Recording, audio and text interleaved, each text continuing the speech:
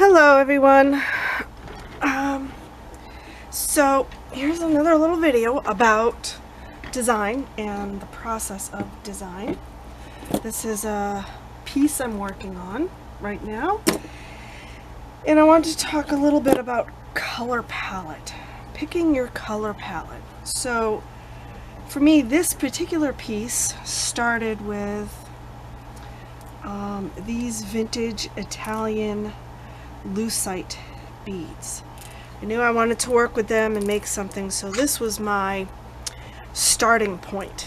And I looked at their colors to see what I could pair with them that obviously would look good together. They're a very specific tone of red, so I knew I wanted other red beads in with them, but I knew it wasn't going to be an all red piece.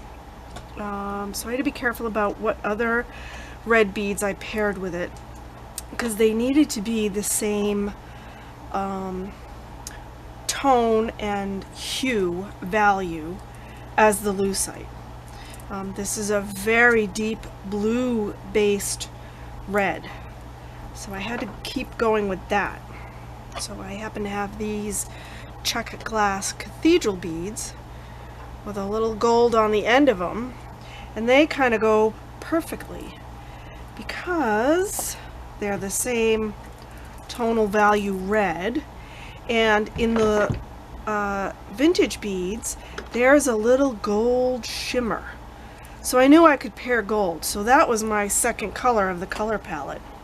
So I had some little gold check glass pearls. I have some bigger ones here. These are going to get paired in with all of this. This will give a little bit of shine to the piece. And I happen to have another bead case open when I was thinking about what I wanted to do with the lucite beads. And in it, I had this.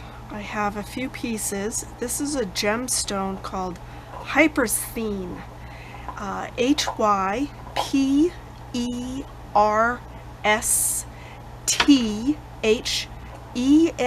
Hypersthene.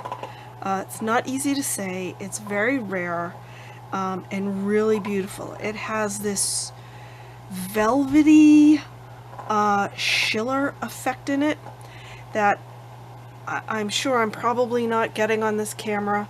I'll see if I can do a little video or at least photograph just the schiller effect in this gemstone, but that'll be another time. So it struck me that the Hypersthene and the lucite just went so nicely together. I loved the combination immediately. So this prompted me to my third color in the color palette, which is black.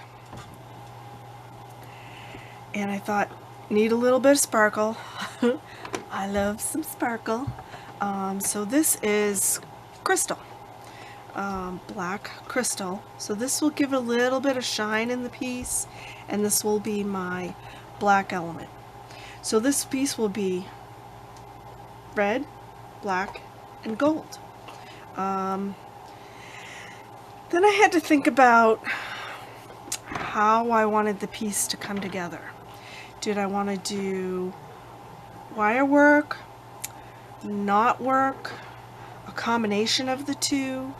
And then I had thought about a scribbly drawing I did, and I don't know where it is right now, but actually I do. Hold on, I'll get it.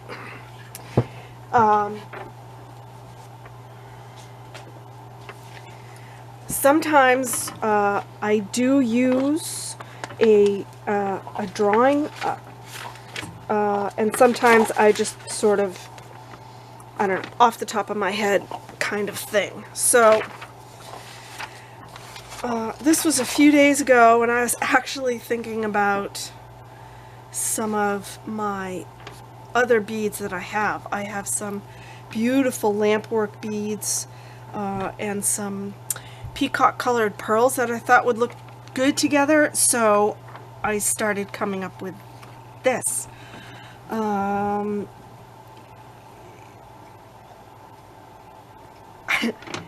It's a combination. So for this, it could be done two different ways. It could be done all as infinity link chain, which is that little guy. I form all the links and then I connect them and it makes a chain. Or I would do hand knotted work, which you saw me sort of scribbling out there, and a pattern. Or it could be a combination of that.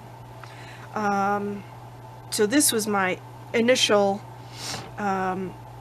thought, that I would use this inspiration with this piece. Now, I think I'm gonna do some loop links, which are literally putting a bead with a loop on each end, and I use something called looping pliers. These are a very unique tool, and I will show you exactly what it does, and hopefully you can see this. So there's jaws in here and a little hole in the back, and you will, I'm going to make a loop on one end, right? So it makes a perfect loop on one end. Now I'm going to put a lucite bead on.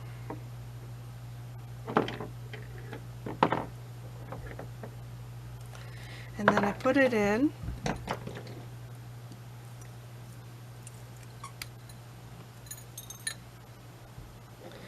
You want to be a little careful, you don't damage your beads. And then you end up, I'll hold it like that, hopefully you can see that. You end up with your bead and a loop on each end. And you make a bunch of these and you connect them, right? So that will be my chain. So I'm thinking I'm probably going to do one of those, and one of those, and then another looped bead, and then another infinity link, etc., etc. And the design process will probably evolve a bit as I go along. Another component that I will then think about, I've made my focal piece. This will be the pendant, obviously, to the necklace, where I'm only using a few specific beads. I'm not going to do just a random pull. You may have seen the piece I did just recently with Peruvian ceramic and an ojimi bead. That was just a random mix of the ceramic beads. I didn't lay out a color pattern for them.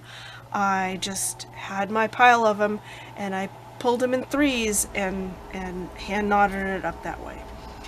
This one I won't do that type of mix. I will spend some time and design a pattern of how I want this to look. Yeah, so that's going to take me a little while, but that's sort of just a little nutshell of how I go about designing a piece. And I will post it when I'm done so you all get to see it. So thank you for watching. I appreciate your time. Kiss and a peck and a hug around the neck, and I will talk to you all soon. Bye!